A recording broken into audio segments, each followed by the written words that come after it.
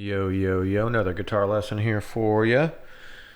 Gonna continue along that music theory road. Last lesson we just did step one, which was learning the notes. Check that out if you haven't already. This was going to be the next lesson, and the next most important thing that you can start to learn will be scales. So, and again, it's comprehensive. This stuff is comprehensive. So learn the notes. First lesson, check it out if you haven't checked that out yet. This scales, now this is, and it's really important. The biggest, I would say, distraction or problem with when people are learning scales is that they're not sure which scale to learn, especially guitar players. And you start learning like the minor pentatonic a lot of times first, which it makes sense because it's practical, because it's very useful. But for music theory, it's not actually the first scale you should learn, and there is a very specific scale you should learn first, that I would just consider to be the reference point of all scales. So that's good information to know, because if you start learning other scales this whole time, realizing that there's this reference scale that all musicians reference when they're talking about music, that's the one you need to learn, and that's the major scale. And what I mean by reference is whenever musicians talk about music, like that note's a third above this note. A third is referring to the third note of the major scale. That's the distance. Or that's a fifth below this. That's the distance from the first to the fifth note in the major scale. Okay? So, yeah, it's very important. Not to mention scale degrees 1, 2, 3, 4, 5, 6, 7, and then the octave 8 are all referring to the exact notes in relationships in the major scale. If you want a minor scale, the way we talk about it is we talk about changing the major scale. So in a minor scale, they say you're going to flat the third note. The third note of what? The third note of the major scale. So if you don't know your major scale, it doesn't really help you in that way, and it gets really confusing. Now the minor scale also has a flat 6 and a flat 7, and again, that's in relationship to the major scale. So just throwing a little bit of that out there for you, just letting you know why it's so important to learn the major scale first. And I mean, I'm still, playing it all over the fretboard, different ways. It's kind of a never-ending process. It's not something you just finish. You can definitely get the major scale memorized and then branch off and play other scales. That's the idea, and that's what I do. But yeah, so let's just get started here. So the major scale, so what is a scale? A scale is just a family of notes that harmonize together. And the major scale just happens to be the one that we've used for a long time, and I believe it's kind of just it's just the natural harmonies of the physical world. So, for example, I don't think we created the major scale. I think we just found it, is how I look at it. It's very much like, it's just the basics of harmony. It's the foundations of harmony.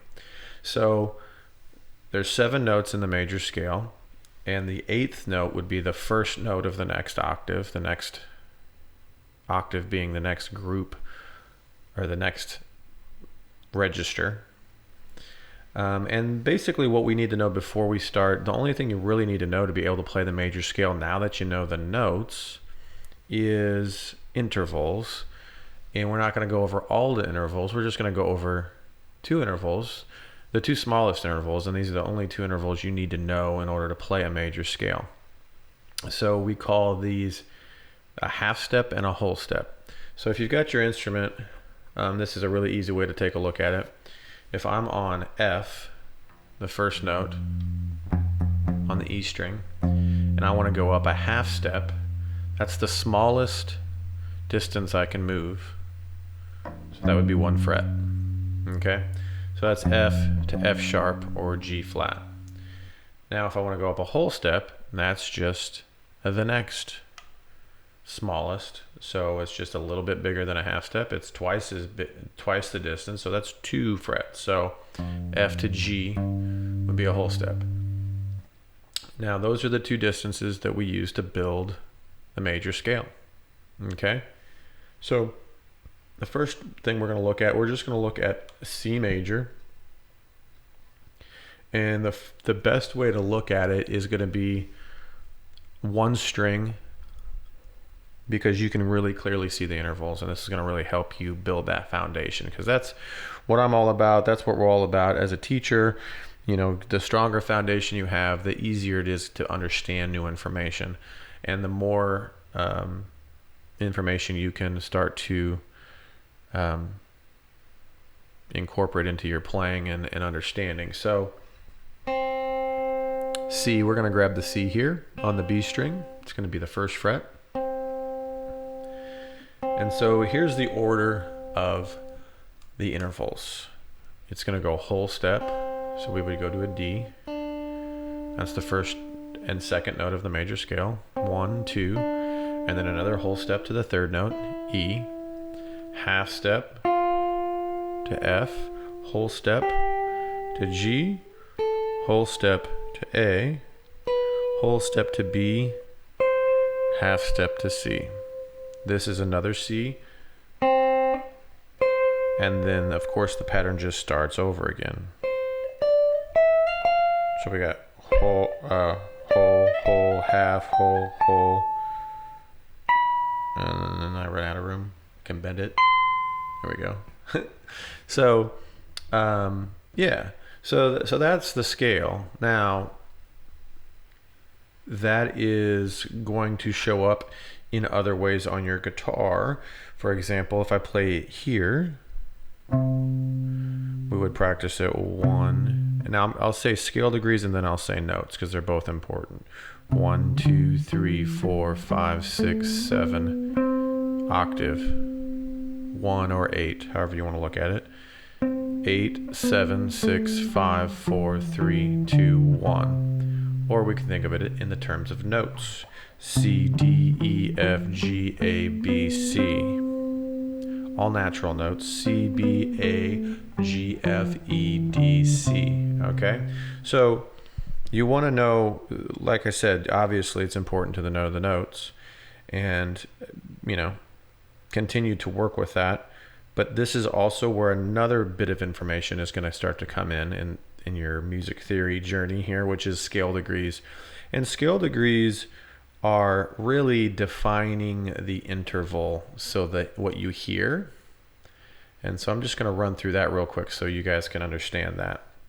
Because I've had students in the past say, well, if I know my scale degrees, why do I need to know the notes? Or if I know the notes, why do I need to know the scale degrees? Well, I've already explained the reason for the notes in other videos, but the reason to learn the notes is because you can actually see. A little quick example here. I know C, E, and G are in this G major chord or C major chord. So if let's say I'm looking up a song online or something and I see some tabs and I see someone's playing this down here, and then I decide, well, let me figure out what notes these are. And I notice that, well, that's this is the one I meant. I notice, well, that's an E, that's a G, and that's a C. And since I know that's a C major chord, those are the notes in C major. So now I can utilize this information. So if the song calls for C major, maybe if I'm playing with somebody who's strumming an acoustic guitar, I can play this voicing down here just because I know the notes and I recognize I'm making the connections here.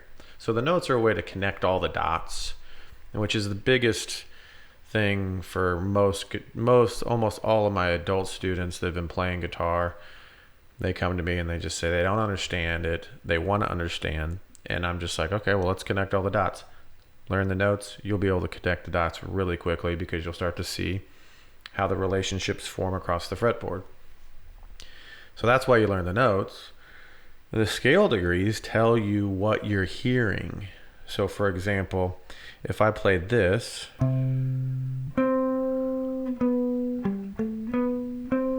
that's just the opening line to Somewhere Over the Rainbow. And at scale degrees, it's 1, 8, 7, 5, 6, 7, 8. Okay? So the reason that's important is because now I can play that in any key. So I can play that in G1, 8, 7, 5, 6, 7, 8. So I just changed every single note there, but you still hear Somewhere Over the Rainbow because it's the same intervals. Okay, this is the relationship. So you've got the notes, the nuts and bolts of harmony, where you see the patterns, you recognize the connections between chords and keys and scales. And then the interval is telling you what you're hearing. So if I'm hearing, for example, an octave, I think that's the rhythm. That's an octave. That's Bulls on Parade. Or that's an octave. That's Immigrant Song, Zeppelin. Okay, so like I said earlier, the first two notes in Somewhere Over the Rainbow. So you start to get a relationship with the actual harmony you're hearing with the scale degrees. And so I hope this clears things up in regards to the second step, scales. I wouldn't worry about any scale except for the major scale for a little while. If you're serious about learning theory and you're wanting to apply it to the guitar, learn your notes, step 1. Step 2, major scale. And now one other thing about that is we just went over the C major scale. I would do it in all the keys. So start on every single note, and I write out the scales. But you can play them and say them if you want. Like if I start on F, G, A, B flat, C, D, E, F. Or if I started on G, A, B, C, D, E, F sharp, G. And that's the kind of exercises you'd be wanting to do to solidify that information. And if you have questions about that, I just wanted to lay kind of the basis down for you so you can start getting to work on the major scale stuff. The major scale is something that, like I said, I've been playing for 20 years. I still practice the major scale in all different keys. I'm still seeing the way it shows up differently on the fretboard. I'm changing keys. I'm seeing how to do that. I'm seeing how to change notes in the major scale. For example, if I want to mix a Lydian, I just flat the 7th note of the major scale. Again, it's a reference point. So, yeah. I hope this helps. I hope this makes sense because most people, like I was saying earlier, are overwhelmed when they're trying to start learning music theory, especially us guitar players, because we're not typically going through any kind of music school to learn the guitar. And there's so much information out there. This whole series I'm doing right now is really set up so that you know where to put your attention, where to put your attention and time and energy. So I hope this helps. And again, as always, hit me up with any questions. And if you want one-on-one lessons, I do still have some openings. Have been getting a few students doing the Zoom lessons, and it's really been going well. So peace out.